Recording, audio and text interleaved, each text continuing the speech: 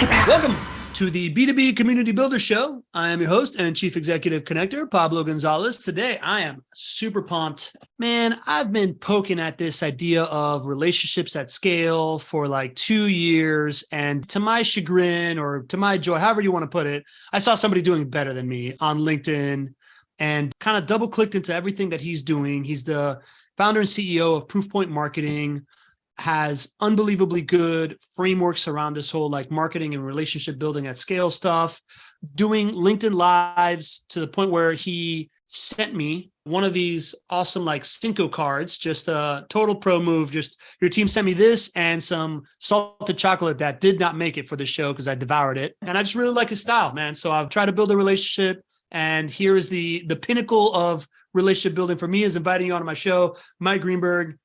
Welcome to the show, man. Pablo, thank you for having me. That was a awesome intro. And you know what? The chocolates don't make it in our house either. If we find a broken one, they end up in the fridge and they're gone. So. Brother, salted caramel is the key to my heart. So that chocolate salted caramel thing, I was like, it's done, over. All right. Well, I want to welcome the community. Love having you here. This is an interactive show. Ask questions, be a part of the conversation.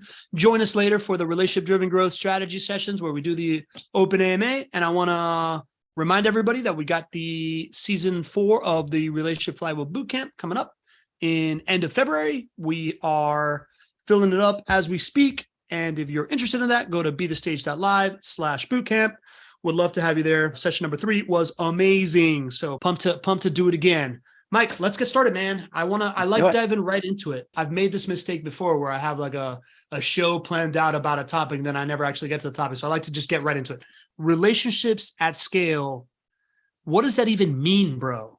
I mean, the basic definition, the way to think about it is, the internet as a whole, the interwebs allow us to build relationships with more people faster, right? So digital word of mouth.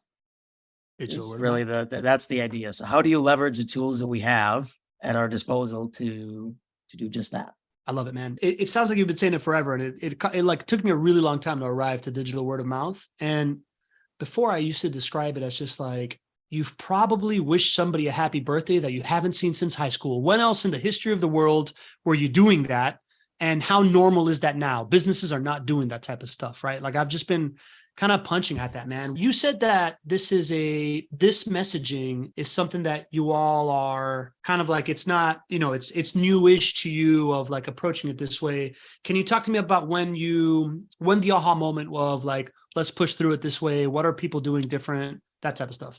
Yeah, I mean, it's definitely been an evolution. At one point, just going back, one of the core insights really was that the way that marketing is measured is just kind of kooky and crazy.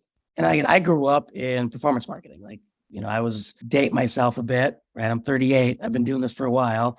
And I started doing Google ads when you still have to code in each of your bids separately, like, star bid, star keyword, all this kind of crap. If anybody on here has been doing that, let me know. It's been a while. So, I grew up in that world and it was just kind of crazy how we measured very transactional type of things. So I've always sort of believed that there's a better way.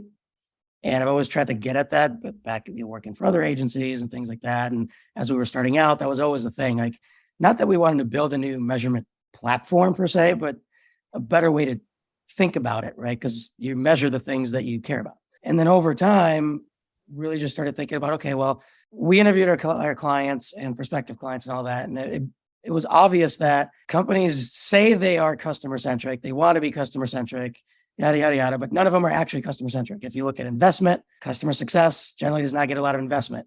You look at investment in brand, generally not that great, all this kind of stuff, right? So those things were yet another insight. And we're like, okay, well, why is that? Well, it's because you say you want to be customer-centric, and it's people to people, H to H, all this kind of crap. And at the end of the day, what you're doing is still the traditional funnel and et cetera, et cetera. So that's sort of how we got to the mindset, if you will, is really all about relationships. That's at the center, right? Because you'd be able to say, well, the customer is at the center. Okay, great. What does that mean?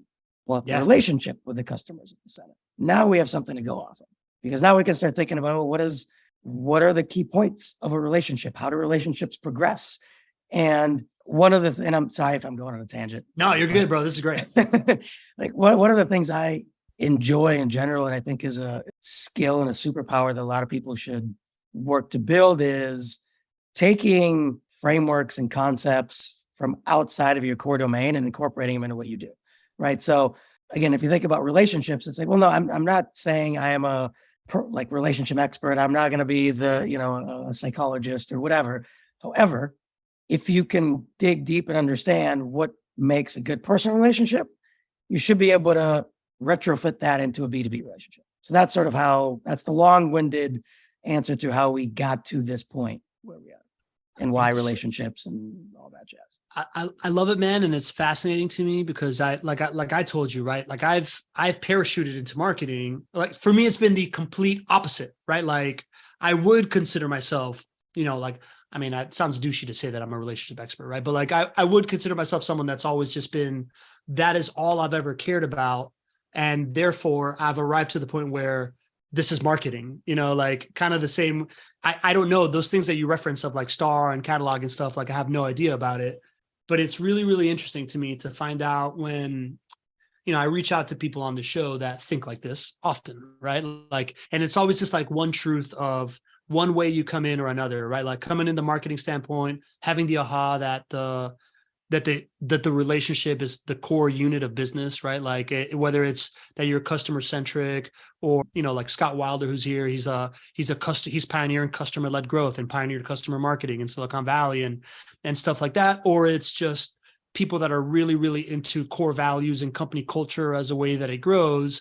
It's always one way or another that you're getting into it. And I just haven't seen a lot of people actually put a really tangible framework to it, right? Like I've done my best with the relationship flywheel thing. That's still super abstract, but the stuff that you talk about just really hits differently for me. So I'd love to dive into it, man. I know that you have, it's a 3-prong approach, right? Can you talk me, the first one is building affinity through people and not marketing, right? Or talk me through that one.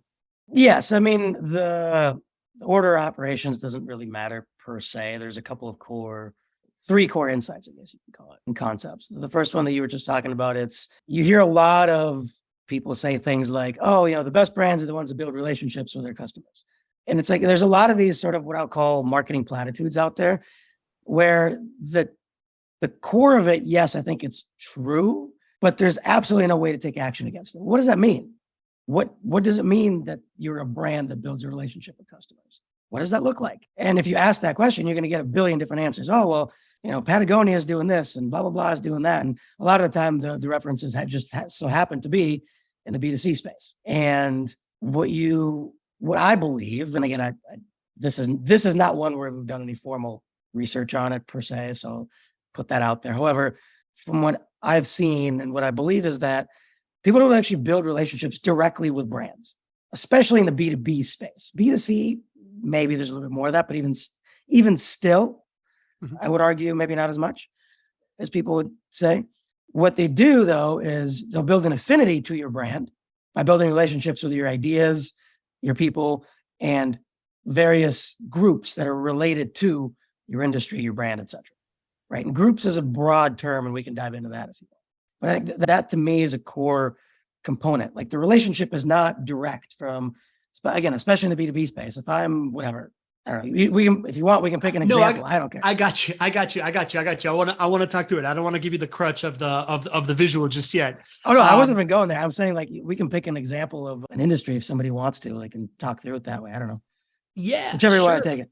Yeah. Listen, I'm hearing you. You know what I love that what you said is that they build affinity with your ideas or your people, right? So it's like, to me, that is layman's term for, hey, you're building affinity with like the relationship, right? Like if your salesperson's awesome or your customer success person's awesome, right? Like if people are, your account manager is great, right? Like, and they get to know you and they get to know other people, right? It's like going to a restaurant, man. Like if you love the waiter and you love the maitre d' and the bartender is also makes your best drinks and knows them, and the chef comes out and greets you, right? Like the more people that you build touch points with, that's a very, very natural thing. I think what's really interesting is this idea that the ideas part, right? Like that ideas part is what is becoming very, very scalable in a large way, which is why we're such believers in content and in having a point of view that's different and things of that sort. So like, I think that's huge, because when I think of, you know what, Jakob's got a great question here. You mentioned this idea of difference between B2B and B2C, and he's asking, so Jakob he's a thought leader, and he's kind of like the category king of like content AI. He's been like evangelizing that thing for a long time. And he's asking, what are the differences in building relationships between B2B and B2C in your eyes? I mean, to me, I think, and just for anybody who's curious, like I've been on both sides. I've done a bunch of e-commerce and stuff like that. It's more of the players who are there. And this kind of gets into another concept, which is the whole relationship pyramid thing. I don't want to jump back and forth, but they are interconnected. Yeah. So if we look at the B2B side of things, you're going to have your decision maker, you're going to have your internal influencers, and you have your external influencers. And there's several layers of that, right? Mm-hmm. In the B2C side, there's not really much on the internal influencer side necessarily, unless, again, you can maybe see it from a like family dynamics and things like that. But for the most part, it's people build relationships with, the influencers, right? Either in the formal influencer or whatever. So I think that to me is a core difference. And I think the speed at which the decisions are made and what's required is also different, right? And obviously it depends on whether we're, if we're buying a house, right? That's different versus if we're buying a Garmin watch or something like that. Yeah, but, man. As you go through that, I think of kind of what you said a second ago, right? Ideas, people, and groups, and we kind of like skipped over groups. And I think you nail it on the idea of groups, because here's the key difference that I see, right? Like for me, the group in B2B starts off with a group of people from your company that they're building relationships with in order to build affinity. While in B2C, it's like the group of people that also use the product and make you feel a certain way, right? Like the idea that like, I think it's both though. I think in B2B, like there's, again, that's why I use the word groups loosely, right? Yeah. So you'll have, it could be a user group, it could be a community group or Slack group. It could be your local, whatever, B&A, it could be a Chamber of Commerce. It could be whatever. There's a ton of, industry groups, like, especially if you're in like manufacturing, tons of them exist, right? All this kind of stuff. Events even, right? Build some of them, the good ones, build groups around them. So it's those things. And I think the core component to me is sort of understanding how all these pieces fit together, which is, when we think about ideas, well, the reason why the ideas are important is because what you really are trying to do at the end of the day is first step is getting your audience, getting these people, getting somebody excited, right? Getting them excited about what you have to say, not necessarily about your product or anything like that. That comes later. Mm-hmm. Excited about the idea that you're sharing. Now, they might get excited about your idea for a couple of different reasons. Maybe they're excited about who's sharing it, right? So let's assume somebody internally at your organization is a major thought leader, right? And they're popular on the speaking circuit. And they say something new or different. You might be excited just because you follow that person. They said it, like, oh, wow, that person's a genius. I got to listen to that, right? So you're excited because of the source of the idea. You might also be excited about the idea because of where it's presented, right? Maybe, whatever, or make this up. People love you, Pablo. They're here. I happen to say something smart. Who knows? And they go, oh, wow, that happened on Pablo's show. Pablo really knows his stuff. He wouldn't have invited Mike unless Mike really knew his stuff. So that's literally why I love that idea, right? Yeah. So it could be that too. Yeah. Yeah, no, I'm saying that's why I invited you here. Like for sure. Like to me, the show thing, the whole guilty by association thing is real, right? Like I like that. That is a great way to get something excited. Christopher Lockhead says anything on his podcast, I'm opening up my wallet, right? Like it happens. So I like that idea of where the excitement source comes from and who says it is huge, right? Like it brings me back to like Robert Cialdini's like 7 layers of influence, like authority being one, liking being another, right? Like those kinds of things. Like it could be an authoritative figure. It could be somebody that you really, really like that says it, that kind of thing. And okay, so that's the how, right? Like you get somebody excited into something first, and then that starts to build that affinity. And then I think the rest of your frameworks kind of kick in here, right? Like, is this where we move into the buyer journey part, or the decision making relationship pyramid? journey. Yeah, there again, all these concepts they all play together, right? Yeah, That's of course. the idea. And yeah, I mean, the best way to think about it is take personal relationships, right? Pablo, I'm gonna put you on the spot since we're chatting, and I know you're married. So how did you and your wife first meet? Like, what was the first interaction?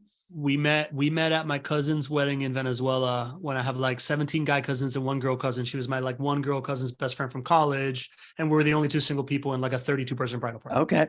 So what I'm assuming you guys saw each other, from opposite sides of the room, sparks flew, right? But something, Oh yeah, something about you got her excited, and vice versa, right? There was something either that you were she wearing, had like a shaved head. She had or like that you she came in with like said, short hair. Yeah.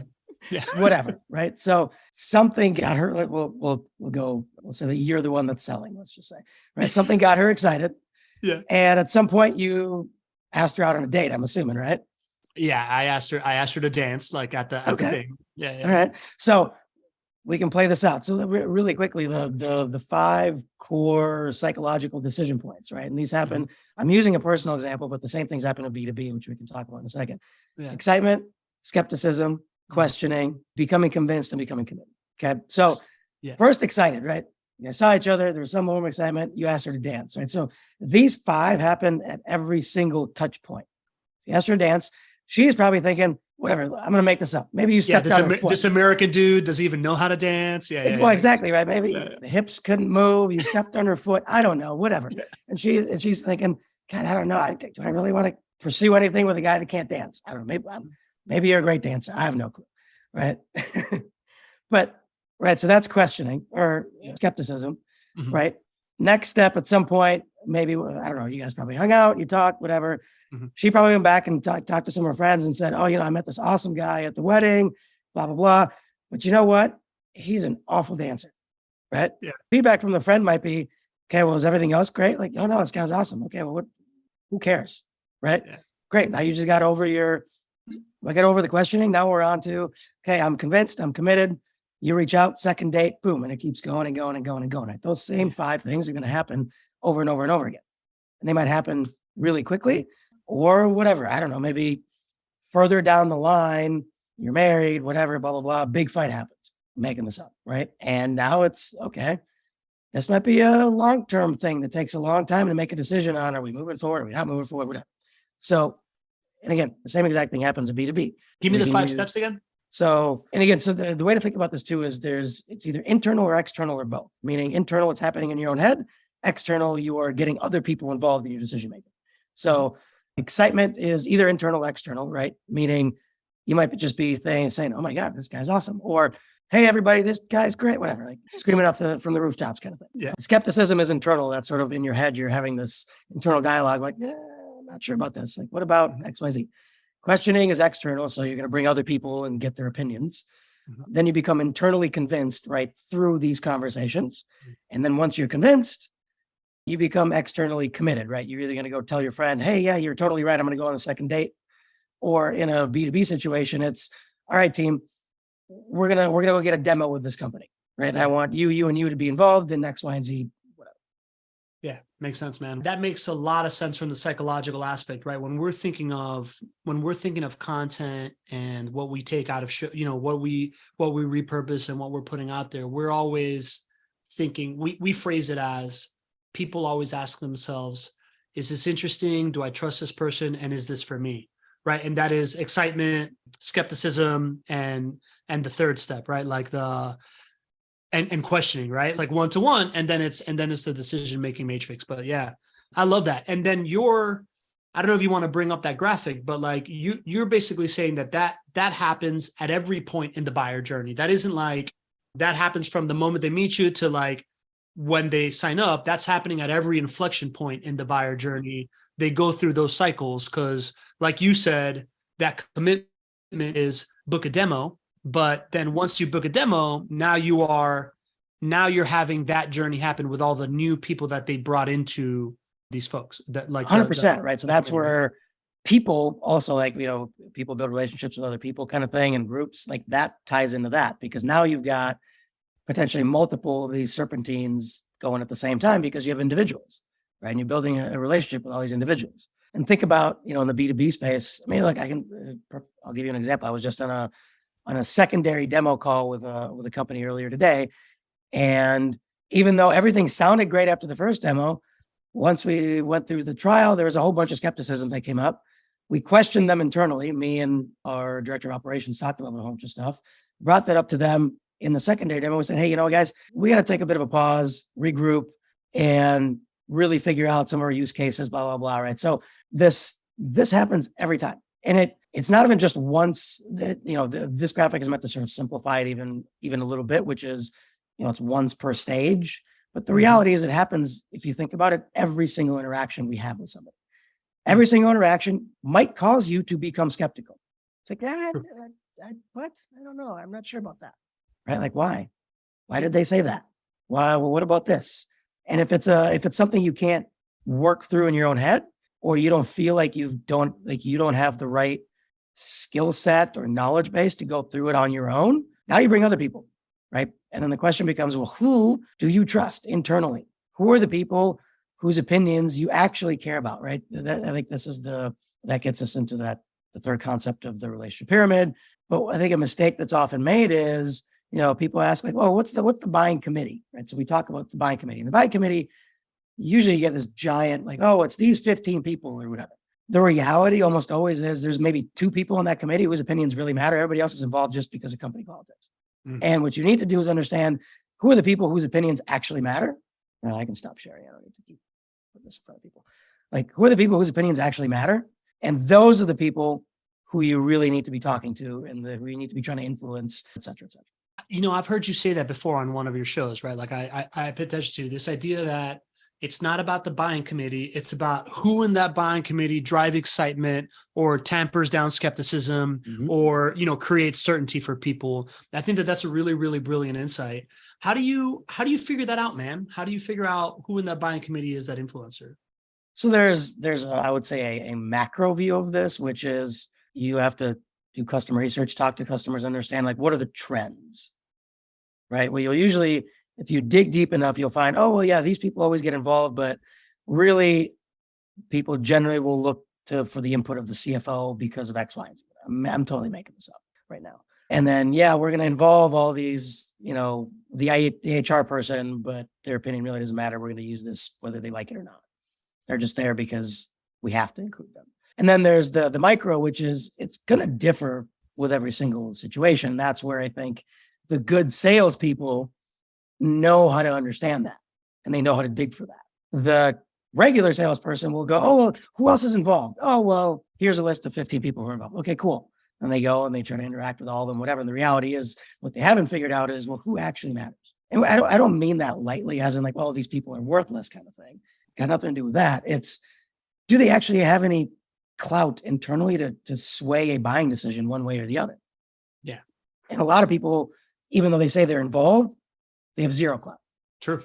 So if I'm getting this correctly, it is there will be key people on your team that are able to have a shot at discerning those ideas. And if you can identify who has those skill sets, those are the people that you elevate to kind of like running point on these relationships and being able to like do this type of stuff. Yep. And honestly, I mean, again, I don't have a way to prove this per se at this point, but I'd be willing to bet that that's one of the things that differentiates sort of your, top 1% salesperson that makes President's Club versus the one that doesn't. Resource allocation based on being able to drive insights of the buying committee. That's cool. So Jakob's got another great question, man. So are you thinking about these 5 stages at each point of the stage when you're like preparing pitches? Like how do you operationalize that thinking? That's a great question, actually. So the one thing that I want to stress is, again, the chart I showed is meant to simplify a really complex process, right? And here's what we know, what you can't really know. You don't know what background somebody's coming in with, meaning whatever both their excitement and their skepticism are going to be influenced by past life experience, experience and interactions, etc.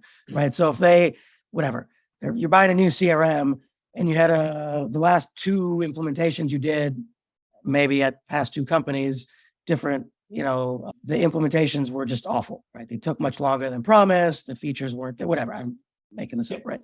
You're going to be walking with that skepticism into the next one, no matter what the messaging is up front, no matter how excited I make you about this new model of CRM, blah, blah, blah, blah, whatever, right? You're walking in there with that. So you don't really know that part. And the other thing is what's more important is what are the types of things that will get people excited? I don't care whether it's a decision stage or at the awareness stage. It doesn't matter. Mm-hmm. So what's important is understanding what are the common skepticisms and what gets people excited, right? So for example, if we know that a common skepticism is time to result, you can go and get customer testimonials about specifically focusing on how awesome your time to result is. Yeah. And that might get somebody excited at the very beginning because they had a really crappy experience with time to result. Or it might get somebody really excited at the decision point where they go, oh, well, you're saying my contract says it's going to take whatever, 3 months, a 6-week implementation plus XYZ. It's going to be 3 months. I don't know. Is that for real? Well, yeah, sure it is. Here's 15 customer testimonials that say exactly that, right? It could be the exact same piece of content and awareness and whatever, and it could still work. So I think what I generally advise is don't try to guess what medium or what exact thing is going to work to get somebody excited at stage 1 versus stage 2 versus stage 4. Got it. You can't, not least of which because every person's different. You don't know what they're walking in with in the very beginning. That before we move on to the buyer pyramid, that is one of the things that I've liked about your content and how you talk about it that I think is missing from the way that most people talk about it. And it's the idea that you talk a lot about where to get these insights, like how to get the customer insights and how you operationalize that stuff. I listened to a whole podcast of yours of the different questions you ask and stuff like that. And I think really good. Can you talk me through kind of because right now we're talking and it sounds a lot like a sales process. Can you talk to me about this as a marketing process? What is kind of step 1, 2, 3, 4, 5 to execute something like this in an intelligent fashion? I mean, it's interesting that you say it sounds like a sales process. As the reality is the skill sets between sales and marketing and customer research, and I think they're completely transferable and a lot of the same ones, right? Journalism, another one you can bring in, et cetera, et cetera. So yeah, basic process would be, it's definitely first we will generally start with stakeholder conversation. So what I first want to know is, if I can talk to your executive leader, your sales leader, your marketing leader, your operations leader, and your product leader, I can talk to those 5 people in an organization that's actually remotely successful. Those people, between those 5, you likely have enough fingers on the pulse and a good understanding of customers, a good enough understanding of customers where you can start building a solid picture of, okay, what's actually going on, what really matters, et cetera. Now, the problem is people focus too much on one or the other, or just they focus on too much of, the salespeople are saying this and the marketing people are saying this, and they forget to talk to product and customer experience, for example, right? Or they forget to talk to the executive leader who is the founder and has been in the industry for 20 years, right? Yeah. Whatever. Which also, by the way, that's why you got to get your executive leaders involved early. Yeah. So that's step 1. From there, you can generally build an initial hypothesis about messaging, about who, what the pyramid looks like, what possibly will get people excited versus skeptical, right? Because they can tell, especially the salespeople and all of it, they can tell you stories, right? Oh, well, this happened in this deal, this happened in this deal. This question often comes up. Customer experience people will tell you, oh, well, this is a very typical problem we always have to solve after somebody onboards, et cetera, et cetera. So you can start building that picture from that. And then you got to talk to customers, and 2 things you're looking for. One is you're trying to validate your hypothesis you built from the stakeholder conversations, but then you start trying to dig deeper and build new insights, right? And really get at the emotional side of things, right? Because your stakeholder conversations can't give you that. They can give you an idea what they might be or where to dig, but you don't know they can't tell you how these people actually felt. They can guess, right? So then that's where you ask questions like, I like to start with something fairly broad, like, tell me about the worst day you had on the job, because you want them to tell you a story, right? And ideally something from there comes up and they say, oh, well, let's assume it's somebody in the financial services industry. I don't know. They say, well, worst day on the job was when we failed our compliance audit or something, blah, blah, blah. Right. Oh, what happened? Why was that the worst thing that could have happened to you? And they tell you, right? And then you dig sort of the 5 whys approach, but in a very particular thing. You're not trying to get to the 5 whys of what's the real problem. You're trying to get to what's the real emotion behind this. And then through that, you do that, 4 or 5 times across the persona. And now you can say, okay, well, there seems to be an insight here where this is a pretty common emotional response to a pretty common problem or challenge or whatever. Now that you've got that, you can do some third-party research. You add, through tools like Spark Toro and things like that, in terms of where are these people? What do they talk about? What are they interested in? Things like that. Now you have a more full picture of who are they? What do they get excited about? What do they usually get skeptical about? Who are the other people involved, right? Because then you can ask them like, hey, when this happened, whatever, going back to my example of worst day in the job, when this happened, who else did you get involved? Like, whose opinions did you seek out when you were trying to figure this out?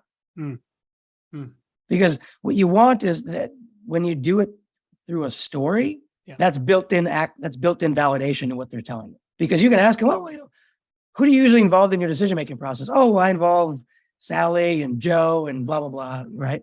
Okay, cool. Why? I don't know, whatever. They'll give you something. But if you do it in the midst of a story, now there's actually, like, it's for real. They're not just saying that because they think that's a person who's like, it's not because they have to tell you that person is valuable. It's that person was actually valuable to them because they helped them solve this problem. Yeah. And here's how. So I rambled on a bit. I tend to do No, that. I love it, man. I love it. I was just talking to Michael Haynes, who's here also. He wrote this book, Listen, Innovate, Grow. He just sent me. It's awesome. He's got like a great framework for like getting these insights as well. And I'm fascinated by how we get these insights, right? Like the frameworks, ways of doing it. I remember when we first started launching shows for people, we'd get stakeholders in a room and, like just talk through it for a long time and then launch a show. And kind of like you, right? It's develop a hypothesis and go test it. And we tested through these shows.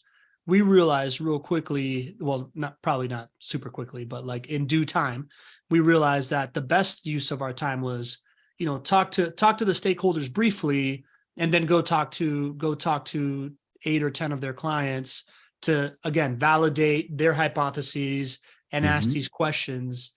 I like running people through, very similar to what you said, right?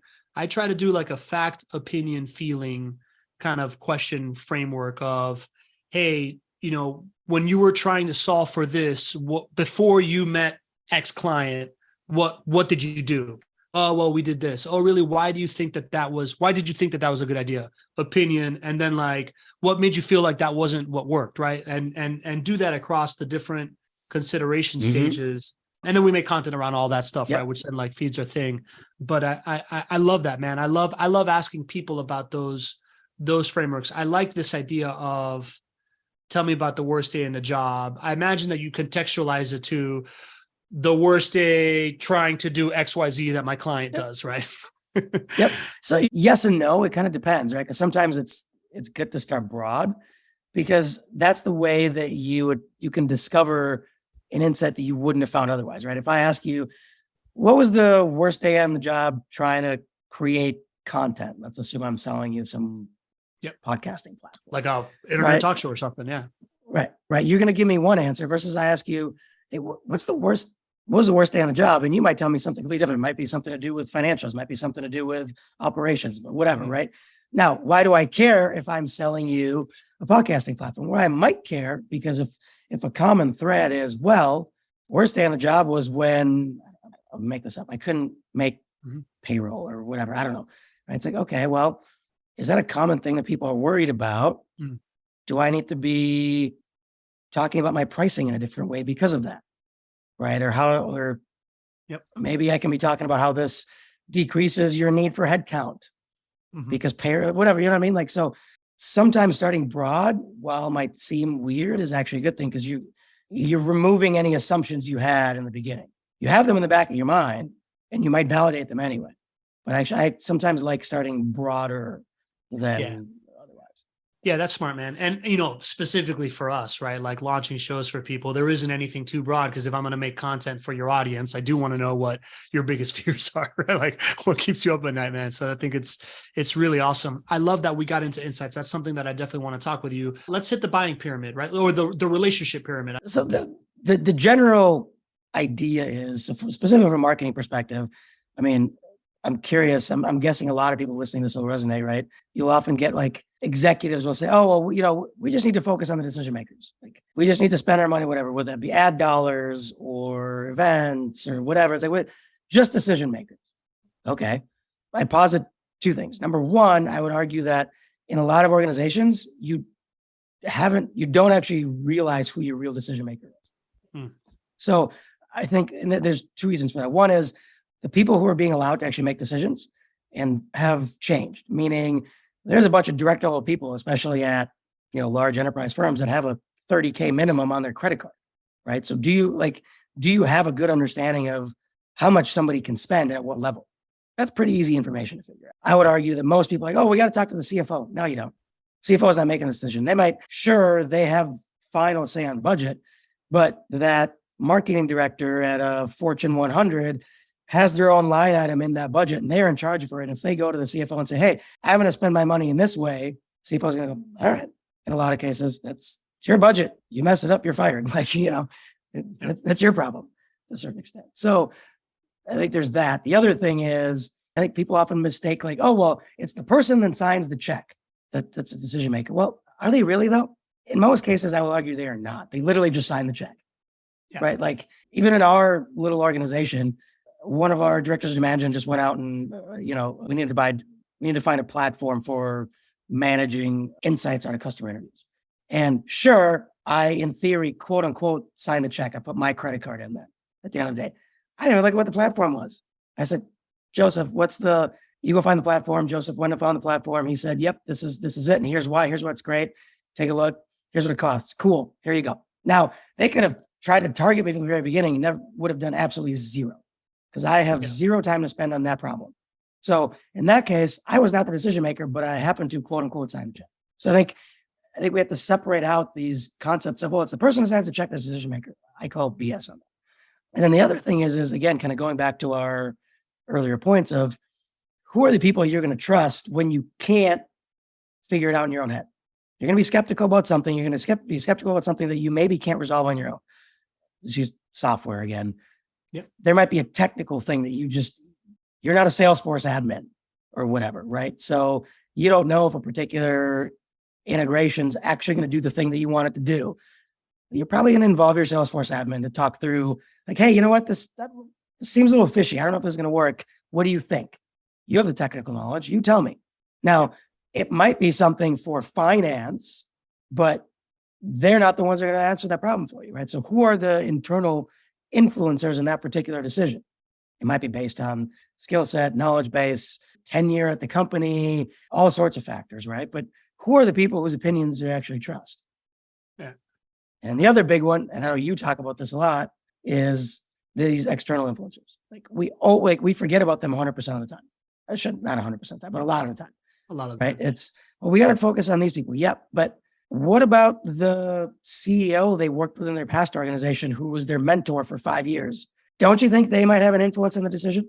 Or whatever, not the CEO, might be the VP of marketing. Yep. Right. And that VP of marketing happens to be an influencer in the space. Even you, like if you were to name that software right now that you're using to manage insights, that would probably influence somebody's decision on this call next time they're in that cycle. There you go. The platform is Dovetail. Let's figure this out. If you're on this call and you end up looking at Dovetail and buying it, let me know. Cool. Yeah, that's interesting. Yeah, that's right, man. This is so human, right? Like if we get to this from the, if I reverse engineer the way that I understand what you're saying, I can very much sum it up in a couple of stories, right? Like my first business when I was a green building consultant, these people paid me like 70 grand to do this study.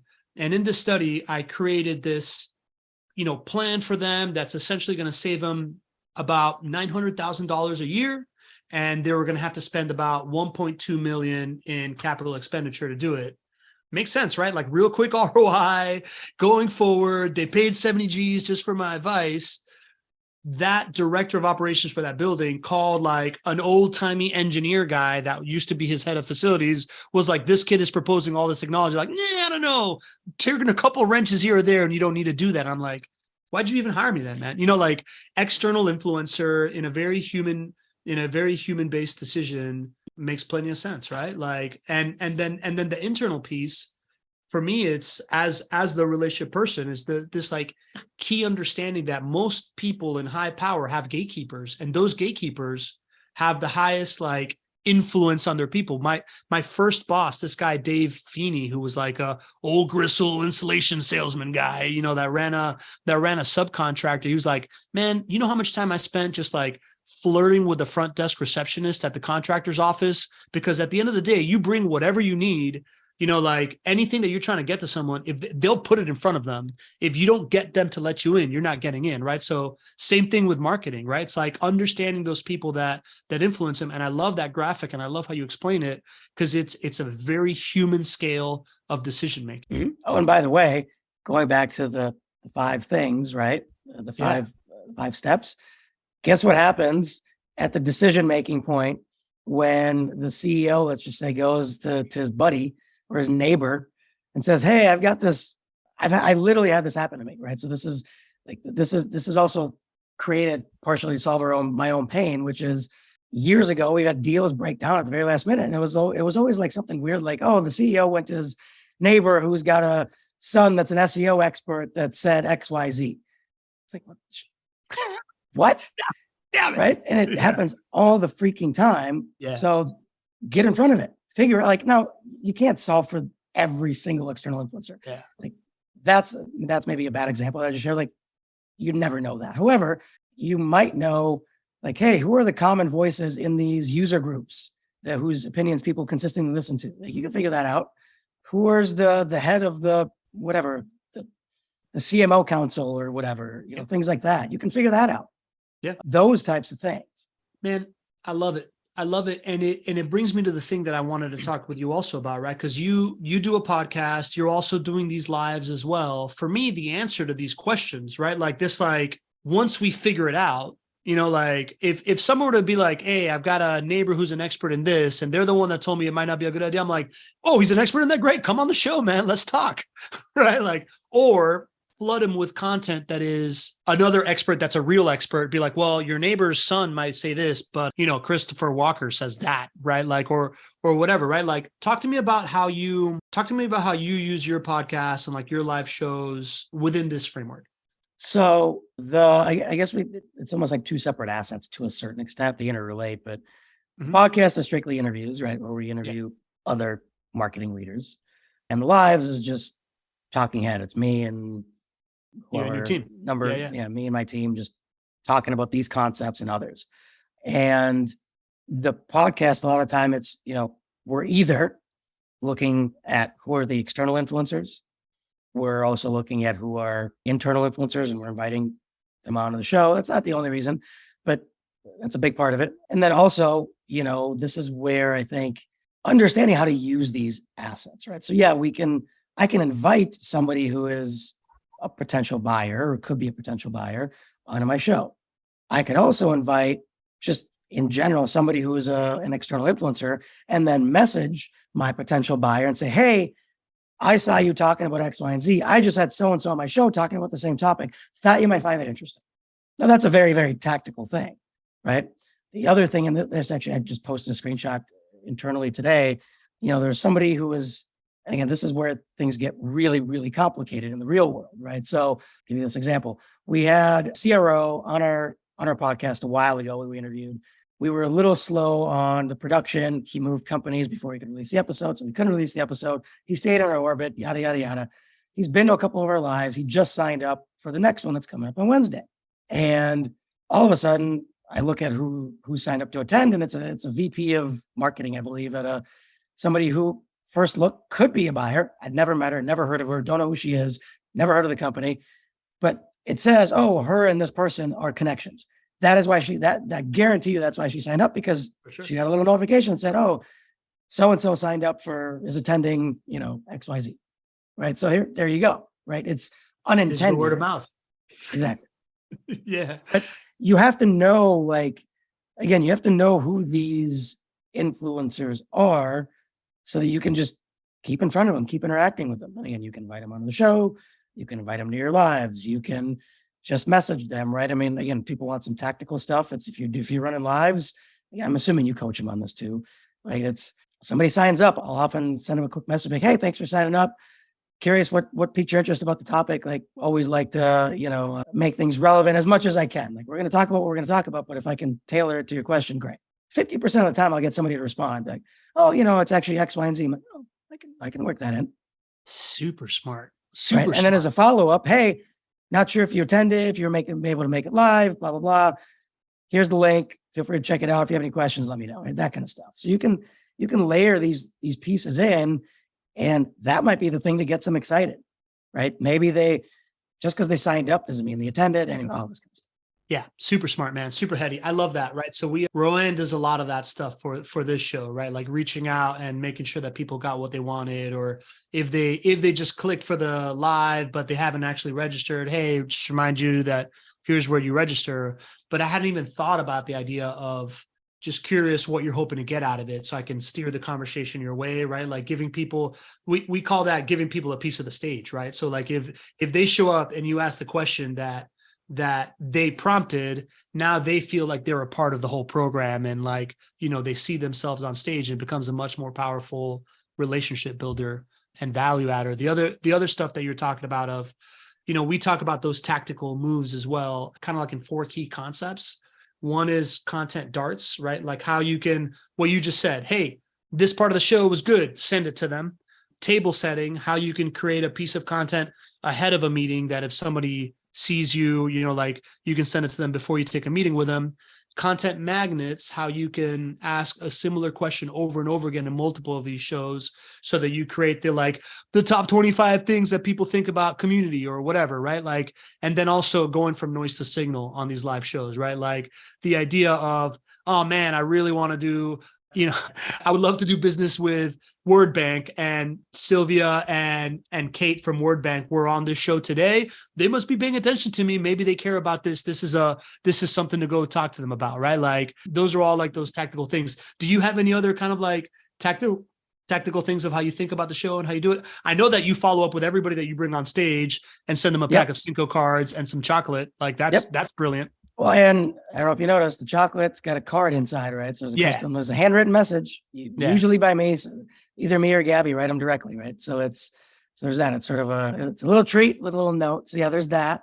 I mean, I don't know that you have to do a gift or something like that, but that's a big part of our ethos. And we just, gifting, surprise, and delight, I think is big, and you can work that in, especially if you can figure out a way to tie it into either your brand or the conversation or something like that. And it could be as simple as, okay, I'm not going to get a custom gift for everybody. It's a chocolate, we buy them in bulk, but my custom note on there generally references something we talked about. It's like, hey, this particular insight you said was really cool, blah, blah, blah. We're going to do XYZ internally. And I learned from those conversations. You know what I love about that the most is that simple human gesture is a wonderful spark for digital word of mouth. Like I just saw John Ruggie post like the gift that you sent him on LinkedIn, and John Ruggie's a guy that's super respected by a bunch of other people. So now boop, you're on a whole bunch of other people's radar because you did like an analog move that, prompted someone to create content. And the whole beauty of social networks is the idea that whether you're sending someone a gift and they're taking a picture with it and tagging you saying thank you, or you and I've been posting promotional clips with your face on it and my face on it, just in a very seamless way. People from your network have been looking at my profile because they're like, oh, Mike's a smart guy. He must be talking to another smart guy. And it checks in, right? So that whole the frictionless digital word of mouth is a very attractive part of all of it. Now, something since we're talking gifting, something I think is really, really important is if you're going to execute some sort of gifting strategy, it has to be authentic. And for that to happen, you need to find somebody who loves gifting. And I'm not just saying that like facetiously, My wife, Gabby, who's the co-founder and partner in our business, she loves gifting, like absolutely loves it. She loves getting the right gift for the person, etc., and just being creative and out of the box, that kind of stuff, right? If I was in charge of this, you would not have gotten that chocolate. It would have been some bullshit. I don't know, something that was. It would not have had nearly that kind of impact, right? So I think I want to make sure like people take away the strategy, not the tactic. It's like, oh yeah, I can just send gifts. Sure. Sign up for Sendoso and send blah, blah, blah. No, don't do that.